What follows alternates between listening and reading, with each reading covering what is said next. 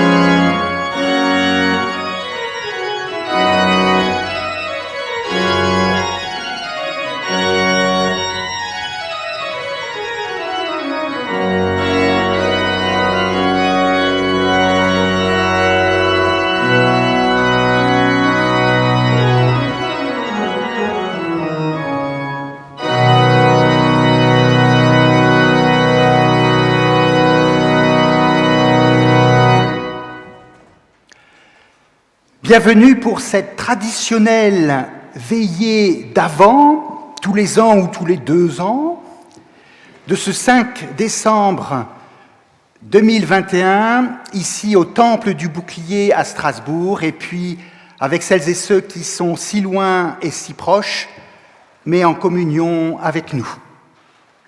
Bienvenue avec cœur et masque. Mais là, je suis à 4 mètres. Avec notre bonheur de chanter et nos difficultés à chanter avec masque, qui est gênant pour respirer, pour chanter, pour exprimer les nuances, peut-être aussi pour écouter. Mais avec le masque, on a un voile, quelque chose qui cache, qui dissimule, mais qui permet aussi de voir autrement. De voir différemment, de voir diversement. Et alors là, nous sommes au cœur du culte. Parce que le culte, c'est voir, percevoir, revoir, entrevoir dans ces textes anciens, comme dans ces partitions anciennes, dans ces écritures, dans ces compositions, c'est voir, recevoir, percevoir, concevoir une parole, une musique pour aujourd'hui.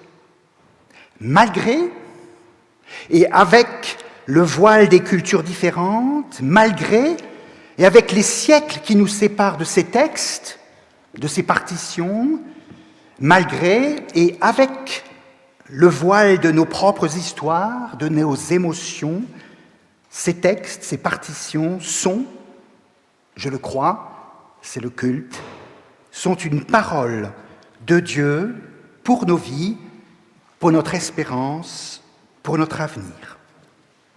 Alors je vous invite, avec vos masques, à chanter ce vieux cantique si proche du Magnificat de Marie, Célébrons son œuvre étonnante.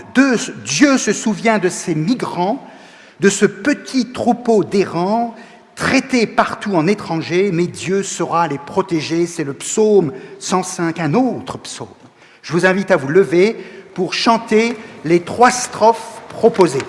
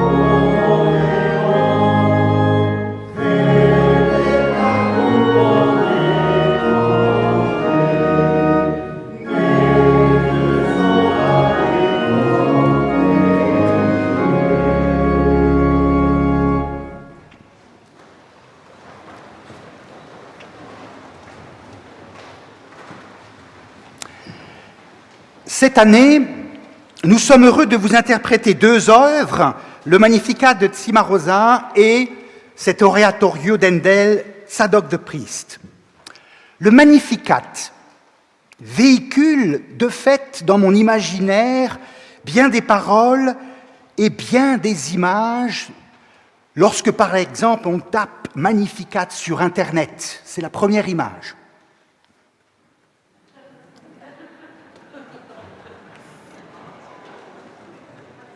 La voilà. Elle vous fait rire. Une image auquel un protestant ou une protestante comme mon épouse n'adhère pas trop. Beaucoup de tableaux présentent ainsi cette dame comme soumise, humble, taiseuse. Et puis parmi les centaines de tableaux, je vous présente un tableau de la fin du XVe siècle de Botticelli, c'est le second. Il arrive.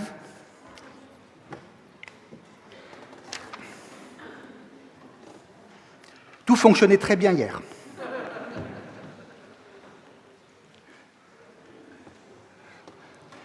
Alors vous mettrez directement la 3e avec les mains. Voilà, peut-être vous avez ce tableau en tête où on voit cette jeune femme entourée de 5 d'autres personnes, anges, enfants, et tous et toutes ont leurs mains sur le texte du Magnificat. Vous savez, il y a une main qui écrit, il y en a une deuxième qui touche, il y en a une qui conduit, il y a même un pied. Et ce tableau montre qu'ils écrivent à plusieurs ce chant, ce psaume du Magnificat. Parce qu'il y a toute une tradition, d'abord de réception, puisque c'est un texte ancien que l'auteur Luc utilise pour mettre dans la bouche de Marie, et puis ce texte, au cours des siècles, a été utilisé, repris, interprété, traduit, mis en composition, mis en musique, mis en tableau, comme si ce texte faisait partie de ces patrimoines de l'humanité qui parlent à toutes les époques, à toute personne. Ah ben voilà, vous arrivez même à mettre le suivant, les mains. J'adore les mains qui écrivent. Vous voyez ? C'est une composition commune. Il manque juste la partition, mais on l'aura tout à l'heure.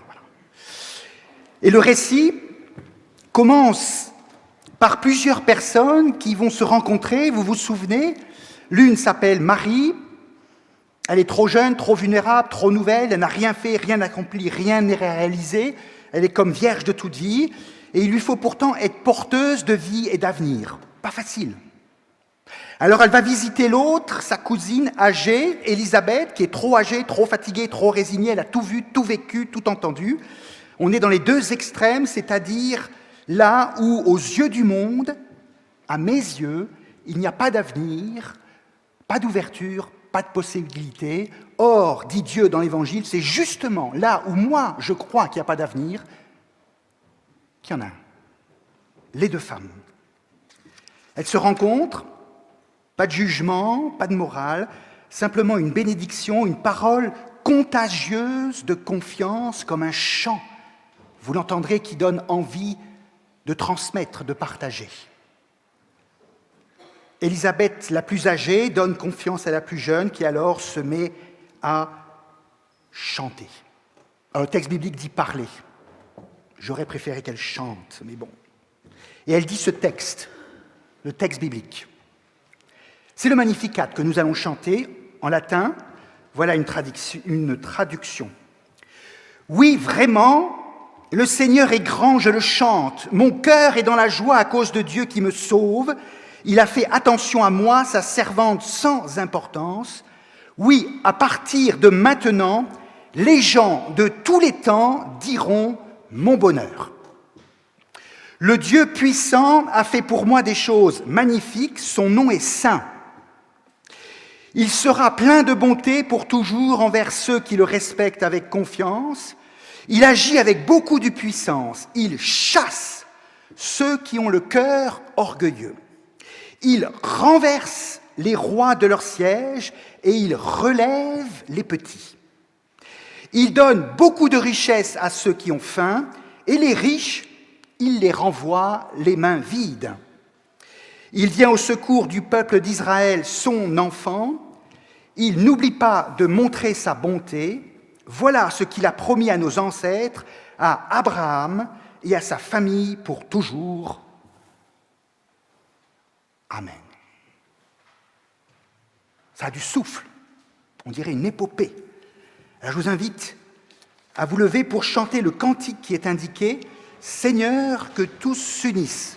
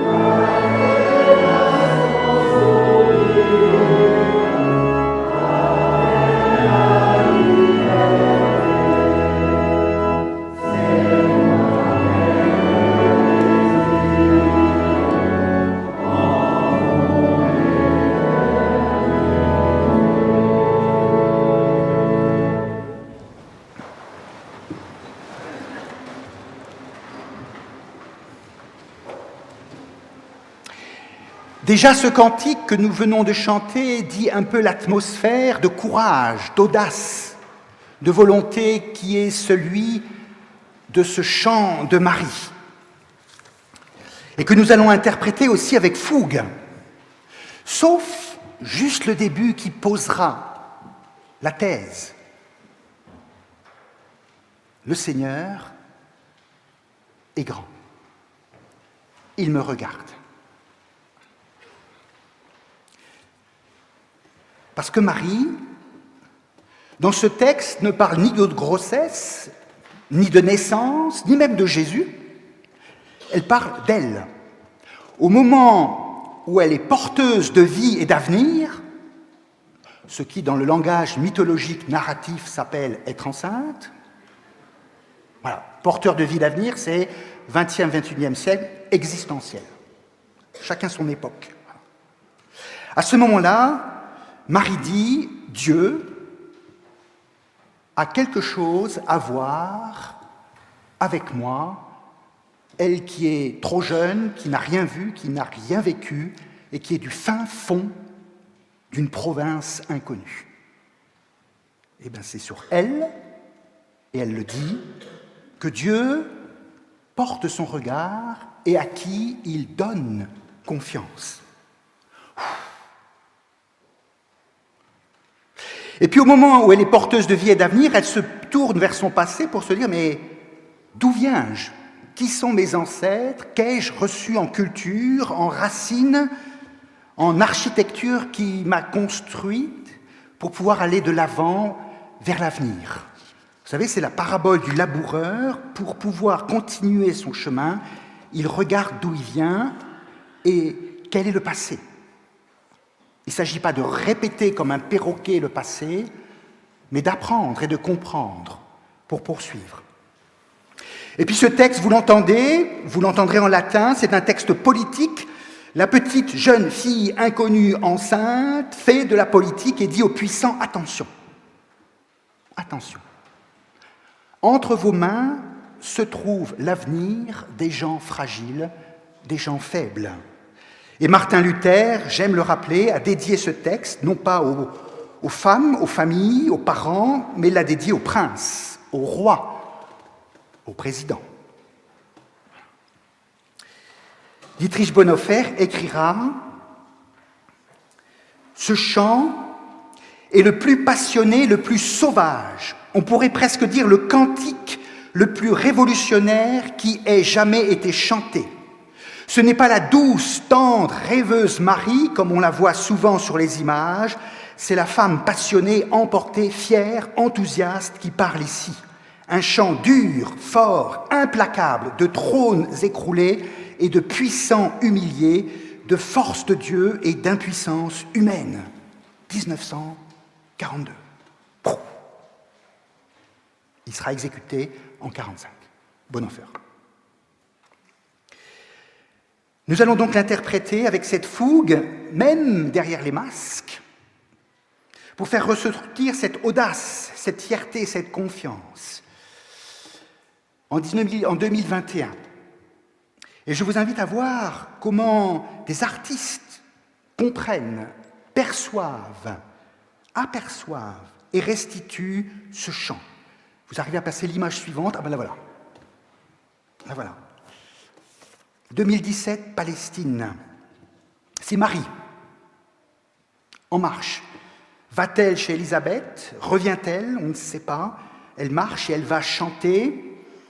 Et derrière, c'est la langue internationale d'aujourd'hui, à l'époque qu'elle aurait parlé en grec. Voilà.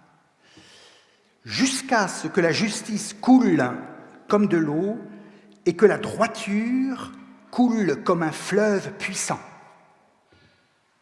sur un mur qui sépare. Et puis il y a cette parole aussi en anglais, ne t'inquiète pas, la Turquie est derrière toi. Qu'est-ce que ça veut dire? Comment le comprendre? Est-ce que c'est une protection? Ou bien est-ce que cette Turquie, c'est comme Rome dans l'histoire de Noël, cette puissance inquiétante qui veut mettre la main partout, ou comme Hérode, ce roi qui veut tout contrôler, y compris en faisant couler le sang.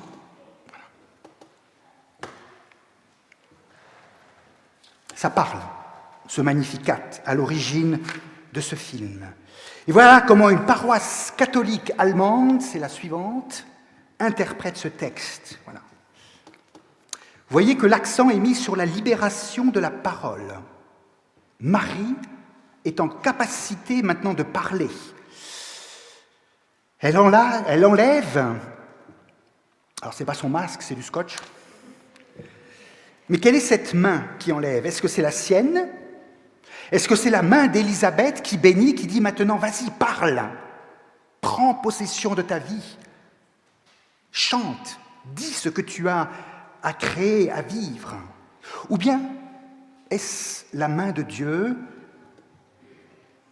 Tu es béni. Enlève ton masque de tradition, de patriarcat, de jeunesse, d'hésitation pour parler. Chante. Alors nous, on chantera avec le masque. Et puis voilà la suivante. Vous voyez, on est toujours dans cette paroisse catholique allemande.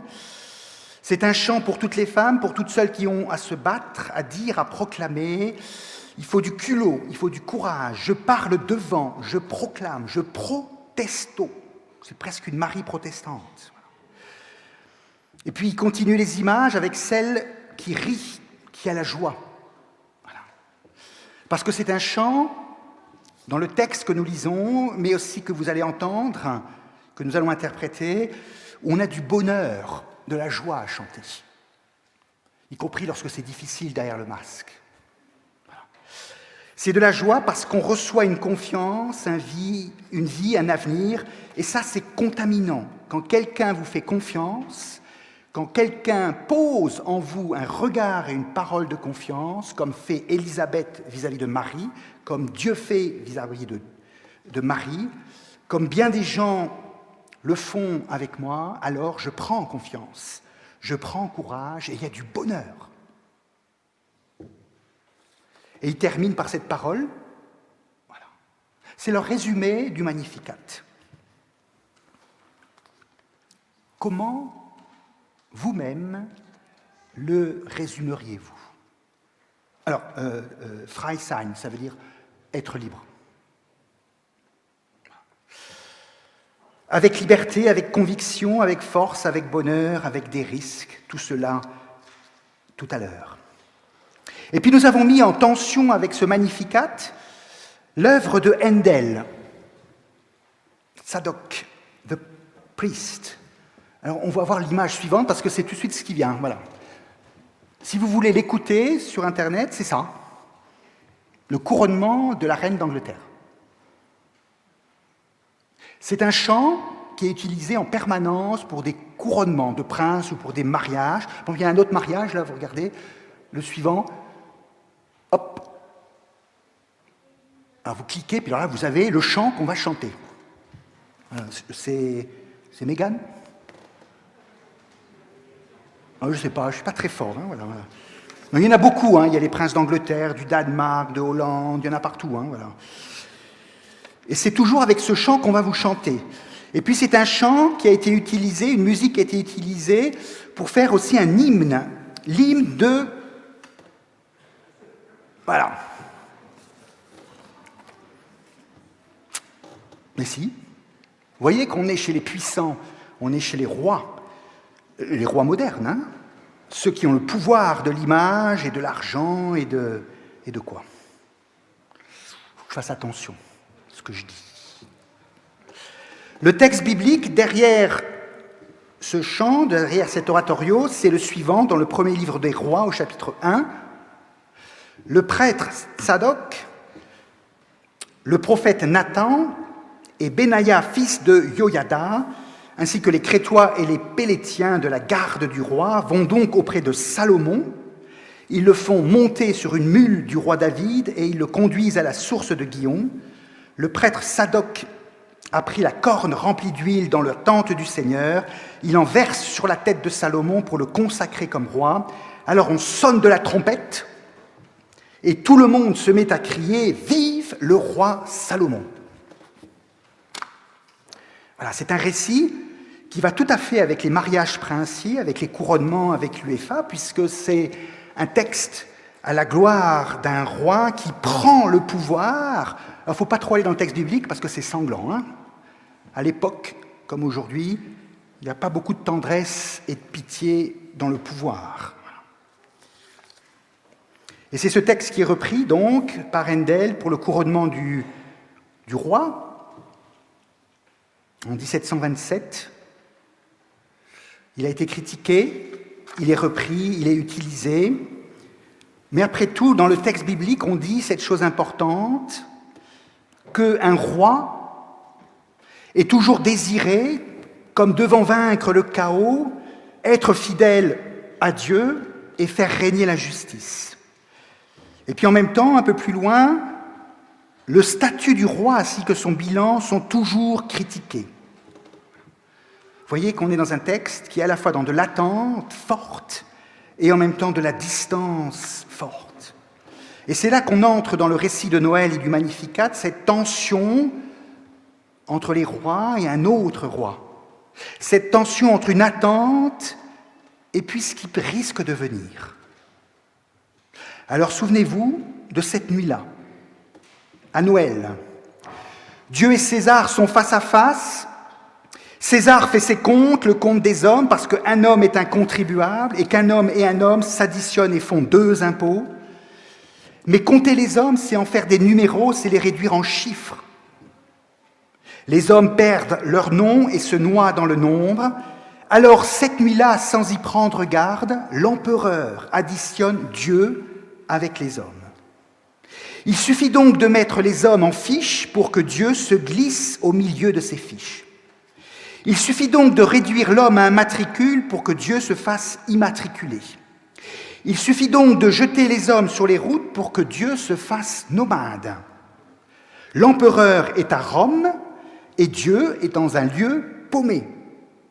L'empereur est sur le Palatin et Dieu est dans une étable. L'empereur s'enrichit et Dieu se fait pauvre. Le monde vient à l'empereur et Dieu vient au monde. L'empereur se fait Dieu et Dieu se fait enfant. Et c'est là que nous rejoignons le texte de Handel, cet hymne au roi est celui adressé à un enfant. Le voilà. Le voilà. Toute la gloire, toute l'importance, toute la joie, toute la force, c'est là. Et celles et ceux qui chantent et qui s'émerveillent, les voilà. Ils chantent Handel avec force, avec bonheur, avec joie pour ce roi-là qui se glisse dans notre histoire humaine pour que notre histoire humaine devienne une histoire avec Dieu. Amen. Alléluia. Maintenant, c'est à vous d'accorder les instruments pour se lancer dans le Magnificat avec fierté, bonheur et masque.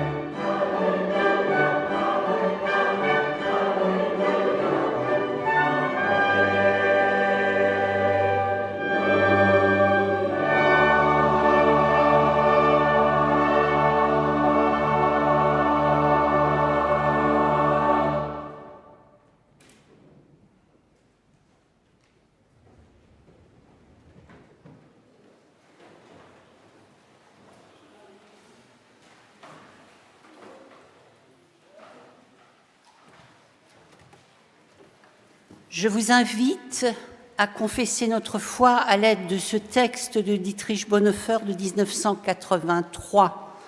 Nous le dirons de façon antiphonée. Je prononcerai les paroles qui se trouvent sur la gauche et vous les paroles sur la droite en italique. Et je vous invite à vous lever.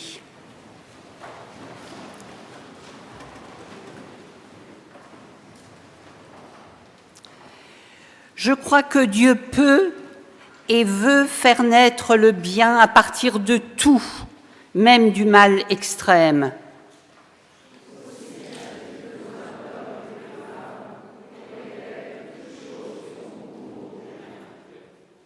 Je crois que Dieu veut nous donner chaque fois que nous nous trouvons dans une situation difficile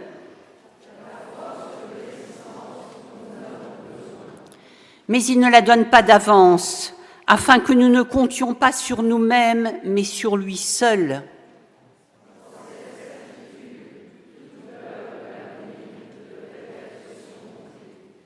Je crois que nos fautes et nos erreurs ne sont pas vaines.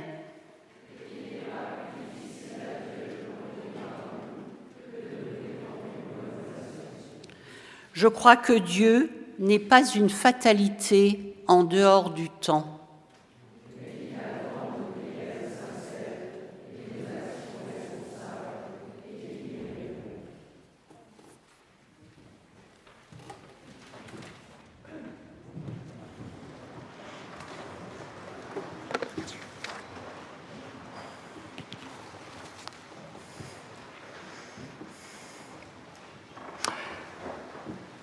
Eh bien, nous pouvons maintenant dire notre reconnaissance aux instrumentistes, au chœur de l'Église réformée du Bouclier. Nous pouvons les applaudir.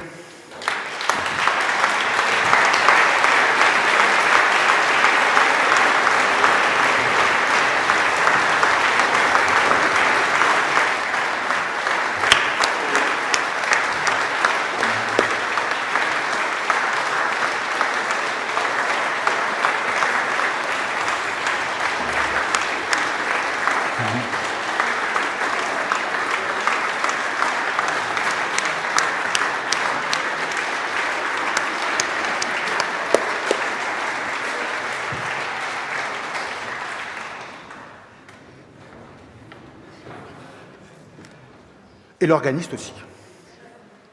Et le chef. J'ai oublié personne. Voilà, vous avez l'annonce des prochaines manifestations, mais on ne sait pas. Alors, on ne savait pas si on pourrait, ce soir, pouvoir partager cette veillée d'avant. On fonctionne à quelques jours, à une semaine ou deux. On verra. Voilà. Donc, je sais que vous êtes nombreux à attendre aussi le vin chaud, les jus de pommes chauds et les bredel à la sortie. Il n'y en aura pas. Revenez l'année prochaine. Peut-être. Ceci dit, l'entrée est toujours gratuite, la sortie aussi. Mais comme vous le savez, même sans vin chaud, il y a un coût que portent les choristes par leur cotisation, mais qui ne permet pas de couvrir les frais de cette soirée et les charges sociales. Donc, voici le moment de l'offrande, où vous pourrez être aussi généreux dans vos dons que dans vos applaudissements. Merci. Tout va entièrement pour les instrumentistes et les charges sociales. Et nous écoutons l'ordre.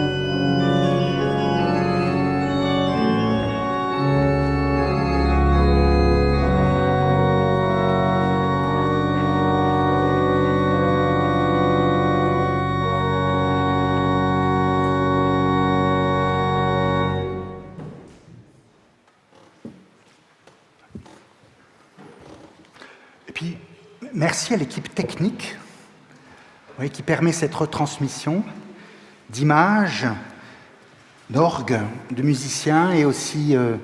on pourra le revoir ou pas, je ne me souviens plus. Oui, voilà, sur la chaîne YouTube. Voilà.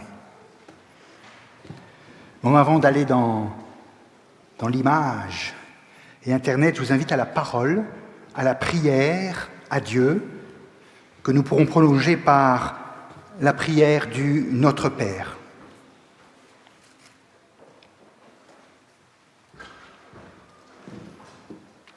Merci mon Dieu pour ces paroles anciennes, ces partitions, ces écritures qui, à travers l'histoire, à travers nos émotions, viennent questionner nos demandes et nos attentes. Quand je te présente là où je vis, ces sociétés, avec mes inquiétudes sur la violence et la méfiance, que ta parole vienne d'abord déraciner en moi les germes de violence et m'aide à quitter mes propres peurs.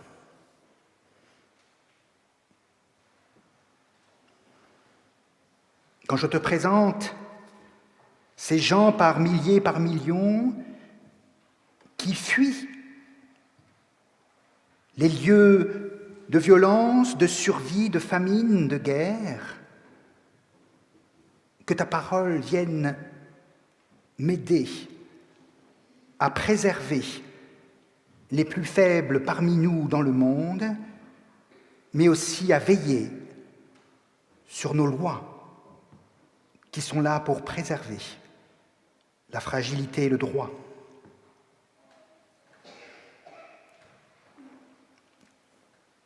Et dans le silence, je te présente ces situations, ces personnes qui me portent, ou bien que je porte.